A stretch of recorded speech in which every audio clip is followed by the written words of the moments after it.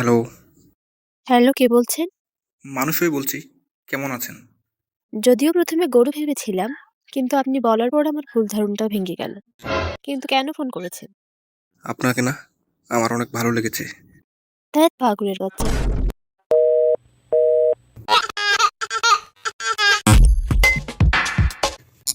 হ্যাঁ, এটা শুধু আমার সাথে না, সব সিঙ্গেলদের সাথেই হয়। কারণ সিঙ্গেল মানে সেই গাছ, যেখানে সুস্বাদু ফল ধরে, পেকে ঝরে পড়ে যায়, কিন্তু কেউ খায় না। সিঙ্গেল মানে এমনিতে বাংলা বেতারের মতো বকবক করবে, কিন্তু মেয়েদের সামনে কথা বের হয় না।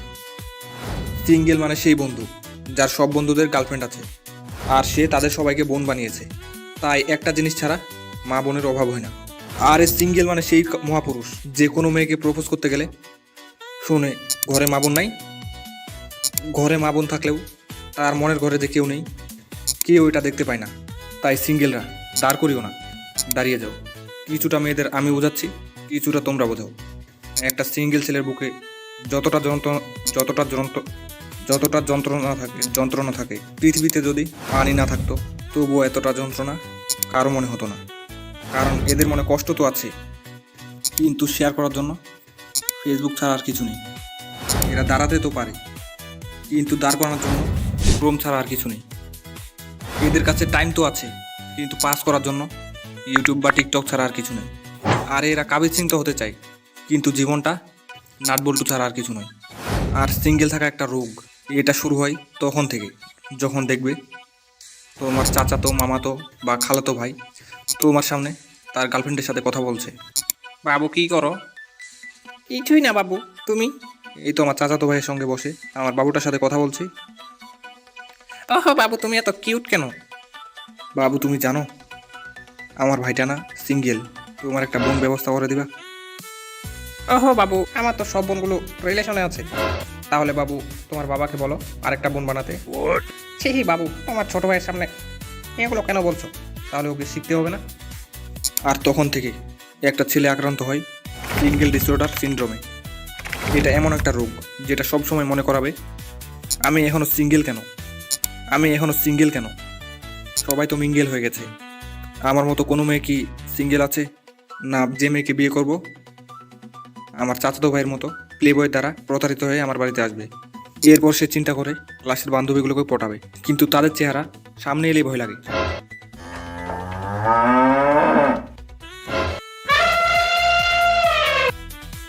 কিন্তু আমি এটা বুঝি না, তোরা প্রেম করবি কর, কিন্তু বাবু বাবু করস কে?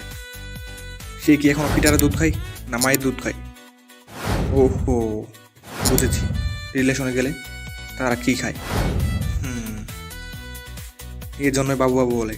আমারও আশা ছিল দামরা অবস্থায় আমাকেও কেউ বাবু বলবে, কোনো এক বাপের বিউটিকে আমিও বাবু বলবো। যদিও আমাদের বয়স এখন বাবু বানানোর, তবুও বাবু বলে একটু ফিল নেব। কিন্তু মনে হয় সিঙ্গেল পার্টির লিডার হওয়ার জন্যই আমি এখনও সিঙ্গেল। এই বাবু বাবুর চক্করে কোনো আন্টি কোনো অপরিচিত ছেলেকে বাবু বলে ডাকে না, যদি ছেলেটা সিঙ্গেল থাকে আর আন্টিকে গার্লফ্রেন্ড ভাবে। তাই এখন বলে এই ছেলে, এই ছেলে। এই কথাটা শুনে এমন মনে হয় আমি আন্টির কিছু চুরি করে নিয়েছি বা কোনো খারাপ কাজ করছি। আমরা সিঙ্গেলরা জানি সিঙ্গেল থাকার জন্যই আমাদের জন্ম। তাই দামরা হওয়ার পর আমাদের বাবু আর কেউ বলবে না। আগে আন্টিরা বাবু বলে ডাকতো, কিন্তু এদের প্রেমের কারণে এই ছেলে বলে ডাকে, যেটা শুনে মনে হয় আমি কোনো ডাকাত। এখন সিঙ্গেলদের সমাধান হলো এই কবিতাটা, মেয়েদের পড়ে শোনাও আর শিক্ষা বোর্ডে রিকোয়েস্ট করো বইয়ে আদর্শ ছেলে কবিতা না দিয়ে নিচের আদর্শ মেয়ে কবিতাটা দিতে। আমাদের দেশে হবে সেই মেয়ে কবে মায়ের পেটেই রিলেশনে না গিয়ে বড় হয়ে যাবে। মুখে হাসি বুকে বল তেজে ভরা মন, গাঁজাখোরদের গার্লফ্রেন্ড হবে না এই যার পণ। প্লে বয়ের মন ভোলানো কথার বিরুদ্ধে যেন হয় আগুয়ান, সিঙ্গেলরা কথায় ভোলাতে না পারলেও প্রেমের জন্য দিয়ে দেবে প্রাণ।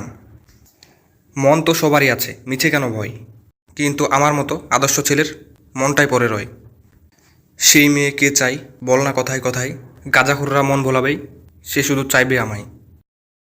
গাঁজাখোরকে সবাই দেয়, একবার আমায় করো দান, দেখবা তোমার মনটার করি কত সম্মান।